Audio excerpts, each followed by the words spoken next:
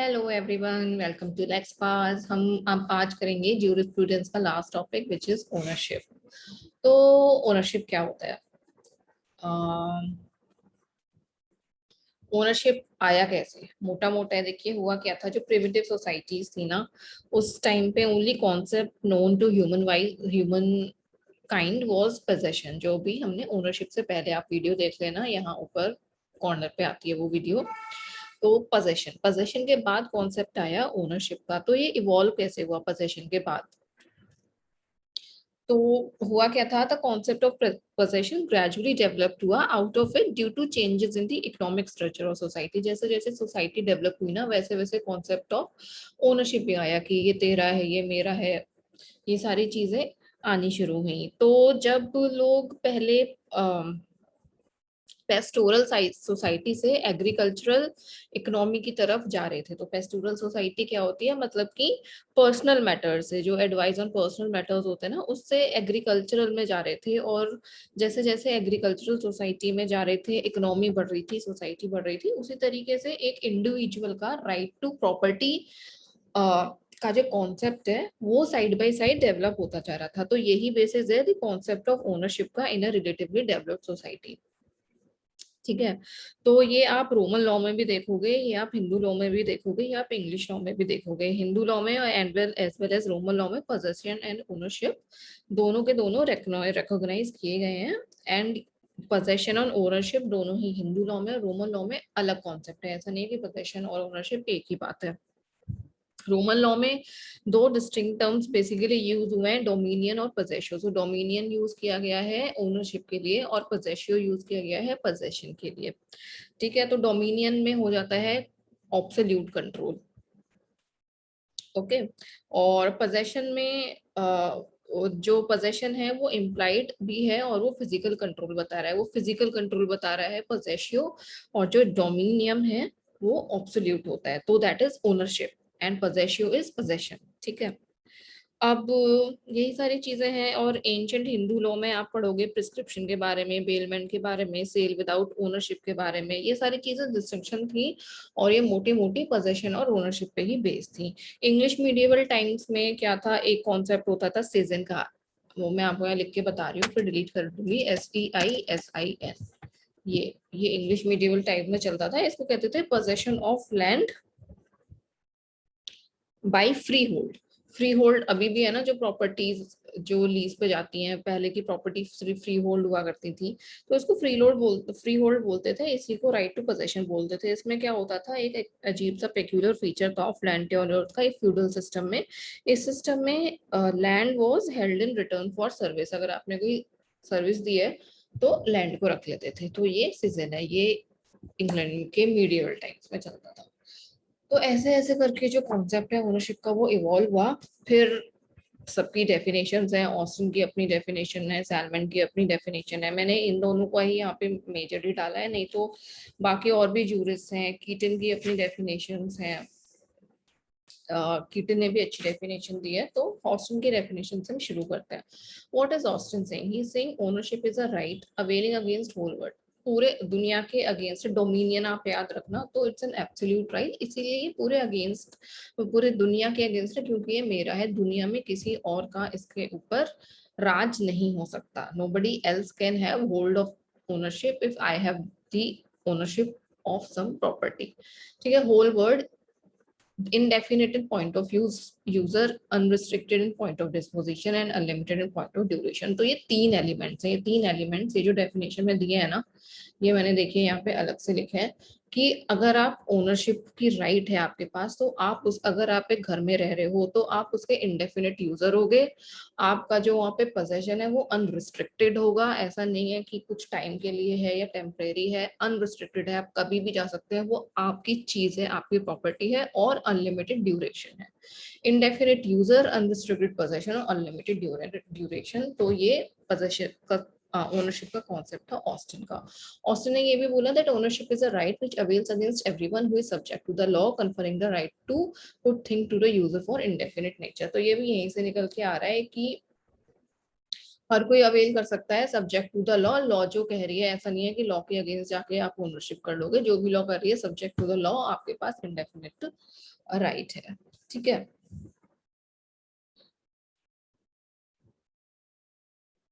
Let's see what Salman is saying. He is saying that ownership denotes the relation between a person, एक person and an object forming the subject matter of his ownership. तो जो भी materialistic thing है ना, और वो जो person है, उन दोनों के बीच का रिलेशनशिप डिनोट करता है ओनरशिप।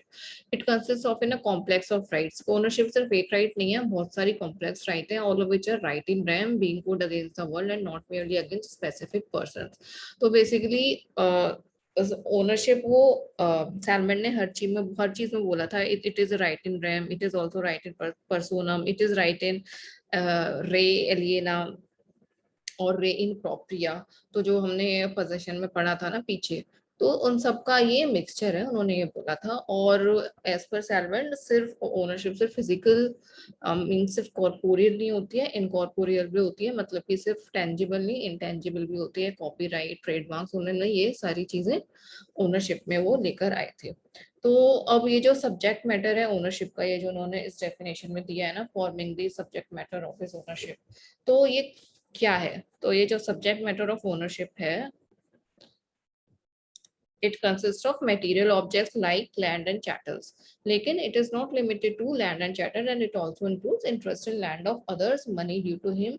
तो पैसा और लैंड और इन्वेस्टमेंट इन शेयर्स, कंपनी, पेटेंट्स, कॉपीराइट, सब कुछ इंक्लूड करता है ओनरशिप, ये सैलमन ने बोला था। और as per Salmond, true subject matter of ownership is in all cases a right, because it would be logical absurdity if the subject matter was sometimes a material object and sometimes right। तो वो कह रहे हैं कि ownership हर cases में right होगी, सिर्फ क्योंकि ऐसा बहुत ही अजीब सी चीज हो जाएगी किसी में सिर्फ वो राइट है, जैसे ये कॉपीराइट और ट्रेडमार्क्स है ना, इनको जैसे राइट बोला जाता है। कह रहे नहीं, हर चीज में राइट है। अगर कोई मटेरियल ऑब्जेक्ट भी है ना, अगर घर है, तो अगर आप उसकी ओनरशिप अगर आपकी उसमें है, तो आप ये बोलोगे कि like they have the vested right, उनका इंटरेस्ट है उसमें, उसमें राइट है। तो ये सैलमन ने बोला था कि ओनरशिप इज राइट। तो अब अदर डेफिनेशंस और कंक्लूजन मैंने लिखी नहीं है, मैं आपको कीटन की काफी फेमस है डेफिनेशन, मैं वो आपको बताती हूँ कीटन ने क्या बोला था। Keeton है Keaton, he said that the right of ownership is a conception clearly easy to understand but difficult to define with exactitude. Ownership is a relation of a person to an object which is exclusive और absolute and ultimate। तो ownership उन्होंने यही बोला है कि एक object, किसी एक मटेरियल चीज का रिलेशन है एक पर्सन का, जो कि ऑब्सोल्यूट है और अल्टीमेट है। So as per Keeton, ownership absolute ही होती है। The person who stands in this relation is called the owner. अगर घर और एक घर है और मैं हूं, तो मैं ओनर हुई, जो सब्जेक्ट मैटर है वो प्रॉपर्टी हुई, वो घर हुई, उसमें अगर मेरी राइट ऑब्सोल्यूट है, अल्टीमेट है, एक्सक्लूसिव है, तो मैं उसकी ओनर हुई। And I have a right of complete control and enjoyment of that object. Here object is घर। तो ये कीटन ने बोला था। तो मेन फीचर आप देख लीजिए, ओनरशिप का निकल के आ रहा है कि ऑब्सोल्यूट होता है। ठीक है। लेकिन अब आजकल in view of the complex form of the social organisation and the economic relation in modern times, the term ownership should be given a wider and comprehensive meaning. Thus, among the various definitions discussed above, Salmon's definition appears to be most acceptable। क्योंकि पहले time में क्या होता था, intangible चीजों को count नहीं किया जाता था, लेकिन जैसे अब सैलमन ने बोला है ना कि सारी चीजें इसमें आनी चाहिए, सिर्फ कोई एक चीज नहीं होती है, तो इसीलिए सैलमन की डेफिनेशन आज के टाइम में, मॉडर्न टाइम में काफी साउंड अच्छी साउंड करती है। तो अब अगर हम ओनरशिप को, ये पूरे कॉन्सेप्ट को अगर हम कंक्लूड करें, तो हम क्या बोल सकते हैं कि ओनरशिप एक राइट है विच कंप्राइज ऑफ पावर होते हैं, क्लेम होते हैं, प्रिविलेजेस होते हैं, ये सारी चीजें होती हैं। और जो मेन राइट्स ऑफ ओनरशिप है ना, वो तीन है। ओनरशिप में आपको एक राइट ऑफ पोजेशन मिलता है, राइट ऑफ एंजॉयमेंट मिलता है, and power to dispose of the property मिलता है। मतलब कि आप प्रॉपर्टी में सिर्फ रह नहीं रहे हो, आप उसके ऐसे ओनर हो कि आप उस प्रॉपर्टी को किसी को बेच भी सकते हो, उसको खत्म भी कर सकते हो, आप अपनी प्रॉपर्टी के साथ खुद भी करो। आपको ये तीन अल्टीमेट राइट मिलते हैं। वो तीन क्या क्या है? Right of possession, right of enjoyment and power to dispose of the property. So और जो the rights relating to or connecting with ownership है, they are subject to state regulation and can not be limited or restricted by law, can not carry, sorry, that can be limited or restricted by law. तो ownership आप रखो लेकिन as per law रखो, जो भी आपकी state की law है। और ये भी है कि, और तीसरा है कि ownership is residuary in character.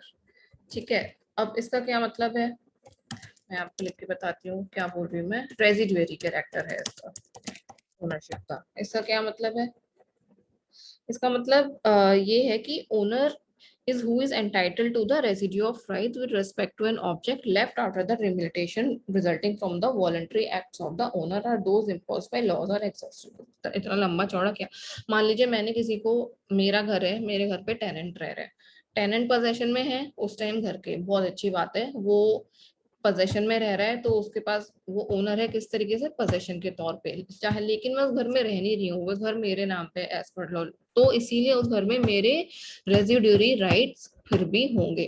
तो ये ओनरशिप की एक बहुत बड़ी चीज है कि अगर आप सिर्फ पोजेशन में हैं तो आपके पास रेजिड्यूरी राइट्स नहीं होते हैं, लेकिन अगर मैं ओनर हूँ और वो मैंने किसी को लीज पे दे दिया तो मेरे रेजिड्यूरी राइट्स हमेशा रहेंगे, और मैं अगर कोई मेरी प्रॉपर्टी पे कोई कोई गलत चीज हो रही है तो मैं उसको क्लेम कर सकती हूँ एज पर माई रेजिड्यूरी राइट्स। तो ये होता है रेजिड्यूरी कैरेक्टर का मीनिंग।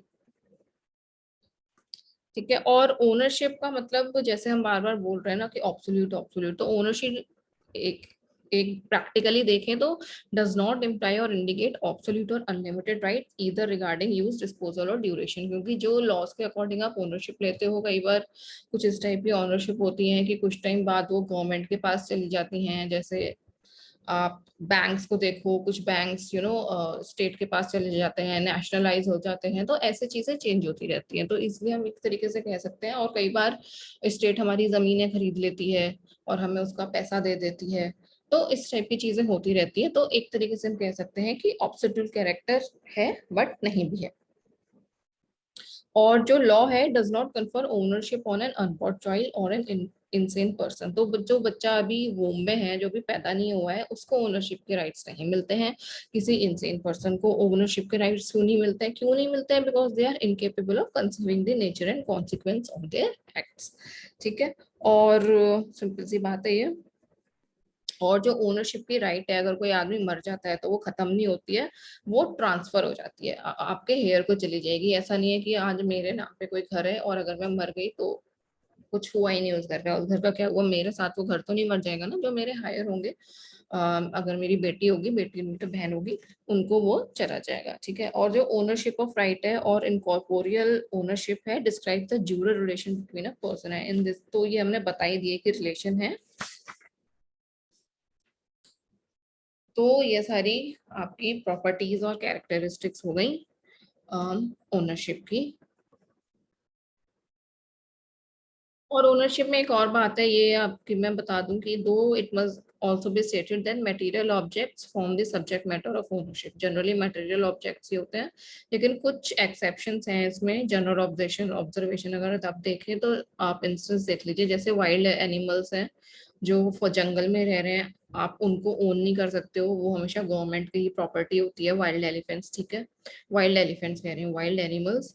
और इसी तरीके से स्लेवरी अबॉलिश हो गई है, और लिविंग पर्संस जो हैं they can not form the subject matter of ownership. आप किसी इंसान को ओन नहीं कर सकते हो, कोई भी इंसान आपकी प्रॉपर्टी नहीं है। जैसे पहले इनफैक्ट लड़कियों को प्रॉपर्टी समझा जाता था, उस तरीके से आप किसी भी लिविंग पर्सन को आप सब्जेक्ट मैटर ऑफ ओनरशिप नहीं बना सकते। उसी तरीके से air, sea, sun, moon, stars, even for that matter even corpse यानी कि एक बॉडी, और अदर देन एनाटॉमिकल स्पेसिमेंट्स, ये सारी चीजें ओन नहीं की जा सकती हैं, ये सब एक्सेप्शन है। लेकिन however the law may provide that the air and the sea might be owned, sold, bought, rented, etc। ठीक है, लॉ कुछ ऐसा कर सकती है बट जनरली नहीं होते। तो ये तो हो गई ओनरशिप की बात कि ओनरशिप का एक कॉन्सेप्ट क्या है, क्या क्या सबने बोला है। अब हम आते हैं काइंड ऑफ ओनरशिप पे। सो ओनरशिप की बात करते, काइंड्स ऑफ ओनरशिप की बात करते हैं। ये 5 तरीके के हैं। तो हम पहले बात करते हैं कॉर्पोरियल और इनकॉर्पोरियल ओनरशिप की। तो ये सिंपल है, corporeal ownership is the ownership of material या फिर टेंजिबल थिंग्स, जो चाहे वो मूवेबल हो या इमूवेबल हो, इसमें दोनों आ जाती हैं। और जो इनकॉर्पोरियल है, it is the ownership of intangible object, जो कि हम परसीव नहीं कर सकते, टच नहीं कर सकते, उन यानी कि ownership of a right. For example कोई डेट हो गया, कोई पेटेंट हो गया, गुडविल हो गया, ट्रेडमार्क हो गया, कॉपीराइट हो गया, डेट हो गया, ये सारी चीजें। तो ये सिंपल है। अब हम आते हैं ट्रस्ट एंड बेनिफिशियल पे। ट्रस्ट एंड बेनिफिशियल ओनरशिप क्या होती है? ट्रस्ट एंड बेनिफिशियल ओनरशिप थोड़ा सा पेक्यूलर स्पीशीज है, इसको आप डुप्लीकेट ओनरशिप भी बोल सकते हो, क्योंकि एक ही चीज में दो लोगों की राइट्स होती हैं, एक ही ट्रस्ट में ट्रस्टी की भी और बेनिफिशियरी की राइट्स हो जाती हैं। तो इसमें होता क्या है, the relation between them is such that one of them is under an obligation to use his ownership for the benefit of the other. तो मान लीजिए एक ट्रस्ट खोला है, जब भी आप कोई ट्रस्ट खोलते हो ना, वो आप हमेशा किसी की बेनी बेनिफिट के लिए खोलते हो, इसीलिए इसको यहाँ पे बेनिफिशियल बोला जाता है, और जिसके लिए आप ट्रस्ट खोलते हो उसको बेनिफिशियरी बोला जाता है। तो लेकिन राइट्स उस ट्रस्ट में ट्रस्टी की भी होती हैं और बेनिफिशियरी की भी होती है, चाहे आप बेनिफिशियरी की एडवांटेज के लिए वो ट्रस्ट को खोलो। जनरली होते क्या है, जनरली ट्रस्ट क्यों खोलते हैं लोग, किसके लिए खोलते हैं, या अनबॉर्न पर्सन के लिए खोल देंगे, इन्फेंट्स के लिए खोल देते हैं, ल्यूनेटिक्स के लिए खोलते हैं, या फिर अगर कोई कोनर है, ऐसी चीजों में ट्रस्ट को खोला जाता है। तो purpose of trust ownership is to protect the rights and interest of person who for any reason are unable to protect themself effectively, इसीलिए इन लोगों के लिए ये खोला जाता है। ठीक है, तो जब ये खोल दिया तो जिसने खोला है वो ट्रस्टी होता है, और जिसके लिए खोला है, जो ओनरशिप है वो ट्रस्ट ओनरशिप होती है जिसके लिए खोला है, तो उसके पास ट्रस्ट ओनरशिप होती है। और द लेटर इज कॉल्ड, जिसके लिए खोला है, जो बेनिफिशियरी है, उसकी ओनरशिप को बोलते हैं beneficial ownership. So the ownership of the trustee is a matter of form rather than of substance, it is nominal rather than real, because जो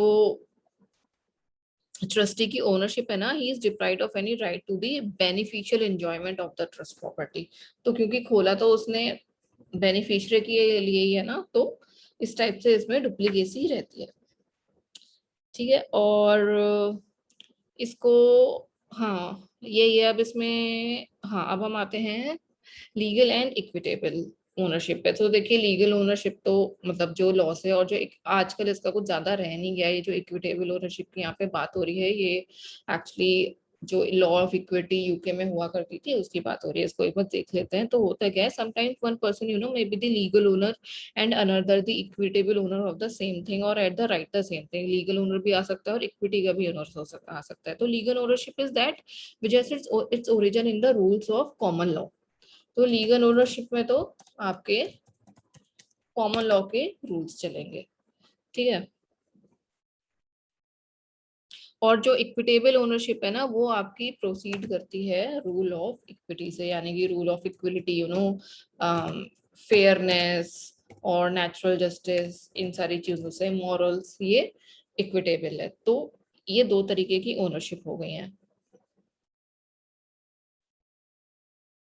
कैसे समझ सकते हो आप इसको, इस एग्जाम्पल से समझ सकते हो कि मान लीजिए एक डेट है, वर्बली असाइन किया है ए ने बी को, ए ने बी को कोई डेट दिया है, तो ऑब्वियसली वो जो दिया तो डेट ही है ना ए ने बी को, तो ए तो उसका लीगल ओनर रहेगा, लेकिन बी भी एक तरीके से ओनर बन गया है क्योंकि उसको वो डेट दिया गया है।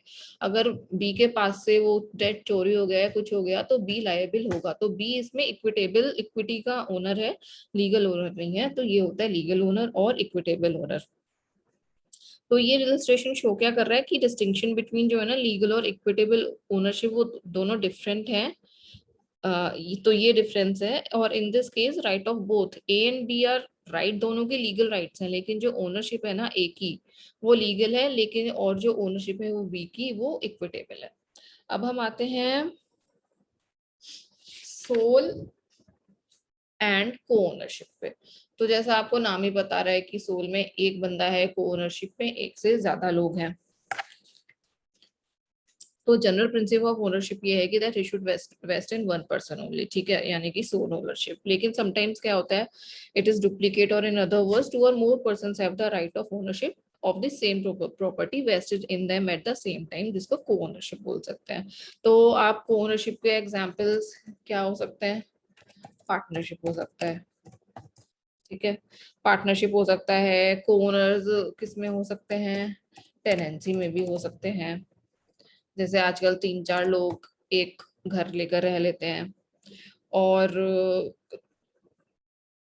जो को पर्सनली हिंदू लॉ में भी होता है ना, जॉइंट टेनेंसी, को ओनरशिप, आप वो हिंदू लॉ से भी ले सकते हो। तो ये हो गया सोल एंड को ओनरशिप।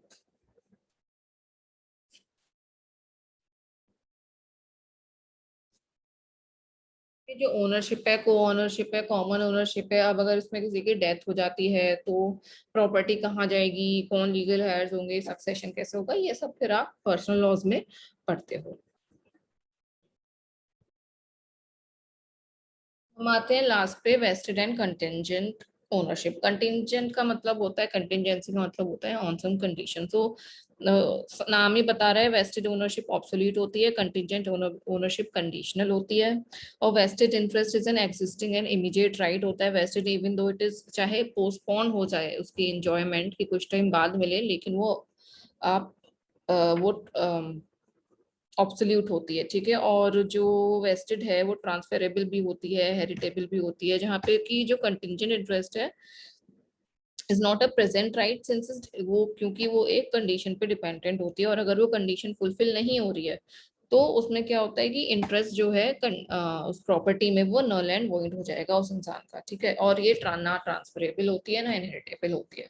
तो अब मान मान लीजिए कि अगर ए ने, A if A sells a house to B किसी प्राइस पे, दी, और जो बाकी की फॉर्मेलिटीज हैं प्रिस्क्राइब बाय लॉ, यानी कि रजिस्ट्रेशन, वो सब कुछ कंपाइल हो गया है, वो सब कंप्लाइड हो गया है विद बी, तो बी उसका वेस्टेड ओनर हो जाएगा हाउस का। इसी तरीके से अगर there is a property to A for life then to B, तो here B interest is vested one because B need not full any condition, उसको कोई कंडीशन करने की जरूरत नहीं है, कोई कंडीशन प्रेसिडेंट नहीं है। उसी उसी जगह अगर अगर if property is transfer to A for life और देन टू बी, मतलब कुछ ऐसा है कि एक प्रॉपर्टी ए को जा रही है लाइफ के लिए, और ए के बाद वो प्रॉपर्टी जाएगी बी के पास, ठीक है। और अगर बी ने सी से शादी कर ली तो B's interest is such that it can not take place as soon as A dies.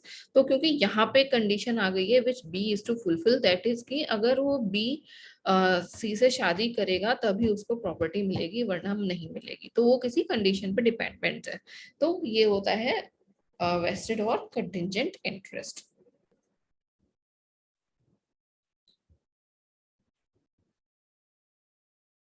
तो ये हो गए हमारे काइंड्स ऑफ ओनरशिप। अब हम आ जाते हैं मोड्स ऑफ एक्विजिशन पे। दो तरीके के मोड्स हैं, एक है ओरिजिनल, एक है डेरिवेटिव। ओरिजिनल मोड भी तीन तरीके के होते हैं, ऑब्सोल्यूट, एक्सटिंक्टिव और एक्सेसरी। तो ये हम जान लेते हैं ये क्या होता है। ये हो गया ऑब्सोल्यूट, एक्सटिंक्टिव और एक्सेसरी। तो original mode is the result of, original mode जो होता है ना, वो रिजल्ट होता है एक इंडिपेंडेंट पर्सनल एक्ट का ऑफ द एक्वायर, जिसने खुद एक्वायर करी है वो प्रॉपर्टी, वो उसका अपना इंडिपेंडेंट पर्सनल मुद्दा है, वो उस तरीके से लेता है। अब ये जो मोड ऑफ एक्यूजिशन है ओरिजिनल के, वो तीन तरीके से कोई इंसान ऐसे इफेक्टिवली इंडिपेंडेंटली ले सकता है। कैसे? सबसे पहले है ऑब्सोल्यूट। इसका क्या मतलब होता है? That is when ownership is acquired over previously ownerless object. अगर मान लीजिए कोई घर है, उस घर का कोई ओनर नहीं है और मैंने ले लिया घर, ओनर नहीं है मतलब रेस नलियस, RESNULLIUS रूल होता है ये, इसमें लग जाता है आपका, मैं लिख देती हूँ, रेस नलियस रूल। मतलब कि कोई भी ओनर नहीं है और जिसने वो प्रॉपर्टी पे पहले कब्जा कर लिया, so who took it first became the owner. तो ये हो गया हमारा ऑब्सोल्यूट ओनर। उसके बाद आते हैं हम एक्सटिंक्टिव पे। ये है where there is extinction of previous ownership. किसी के पास ओनरशिप थी, उसने छोड़ दी। कैसे छोड़ दी? By an independence adverse effect of acquire, यानी कि मान लीजिए कोई प्रिस्क्रिप्शन हो गया, कोई राइट ऑफ ईजमेंट से एक्वायर कर लिया, किसी पैसेज ऑफ टाइम से एक्वायर कर लिया, तो वो हो गया आपका एक्सटिंक्टिव। और तीसरा आता है accessory. This is when ownership is acquired as a result of accession, यानी कि owner of an animal has a right to its offsprings और the owner of a tree has the right to the fruits of the tree. यानी कि मान लीजिए आपके पास कोई बाग था, वो बाग आपका है, उस पे अब आपने जब पेड़ लगा दिया, अब जो उस पेड़ से चीज आ रही है, पेड़ से आपको आम मिल रहा है, तो आपको उस प्रॉपर्टी के साथ आपको ये एक्सेसरीज भी मिल गई, तो ये एक्सेसरी राइट होती है। तो इसी तरीके से आपने कोई जानवर पाल रखा है, जानवर का बच्चा हुआ तो वो बच्चा भी आपका हुआ, तो ये एक्सेसरी हो गई, तो ये एक्सेसरी, तो ये सारे ओरिजिनल मोड है। अब डेरिवेटिव मोड क्या होता है? डेरिवेटिव मोड होता है जब आप किसी प्रीवियस ओनर से आप वो थ्रू एक्वायर कर रहे हो वो प्रॉपर्टी है, वो किस तरीके से कर सकते हो, एक्सचेंज से कर सकते हो, खरीद सकते हो, विल कर सकते हो, गिफ्ट कर सकते हो, सेल डीड कर सकते हो, तो वो डेरिवेटिव मोड है, यानी कि आपने किसी प्रीवियस ओनर से एक्वायर किया। और इसमें the law of succession on the law of property, ये सारे रूल्स जिस तरीके से लॉफुल तरीके से आपने करिए आपको मिलते हैं, तो ये हो गया आपका डेरिवेटिव। तो मोड्स ऑफ एक्विजिशन होगा ये। अब हम आते हैं रेनेस थ्योरी, द मार्क्सिस्ट प्रीमिसेस, ये बीच में एक्चुअली आता है, ये मार्क्सिज्म ने जो ओनरशिप का बताया वो है, ये मैं आपको 1 मिनट में बताती हूँ छोटा सा करके। तो ये जो रेनर थे ना, ये एक ऑस्ट्रियन जूरिस्ट थे, इन्होंने भी अपनी एक थ्योरी दी थी, इन्होंने 3 पार्ट्स में डिवाइड किया है। इन्होंने एक तो ओनरशिप को बोला है कि मीडिएवल टाइम में इन्होंने बोला कि मैन और ऑब्जेक्ट के बीच में रिलेशनशिप थी, तो ये तो हम समझ गए, उसको ओनरशिप कहते हैं। इंडस्ट्रियल रेवोल्यूशन के बाद जो ओनरशिप आई, इन्होंने बोला वो ओनरशिप थी relationship between a man and capital. ठीक है, कैपिटलिज्म चल रहा था, तो वो अब उन्होंने बोला कि मॉडर्न टाइम में जो रिलेशनशिप जो ओनरशिप है ना, वो है, तो एक्चुअली इनकी थोड़ी थोड़ी इविल थ्योरी मानी जाती है। इन्होंने बोला कि मॉडर्न टाइम में जो मैन की पावर है ना लेबरर्स के ऊपर, मतलब स्लेव्स के ऊपर, the ownership of capital virtually means the power over man, although in legal theory it is still taken to be relation between person and a thing. उन्होंने बोला कि मैन के ऊपर जो पावर है ना वो ओनरशिप है।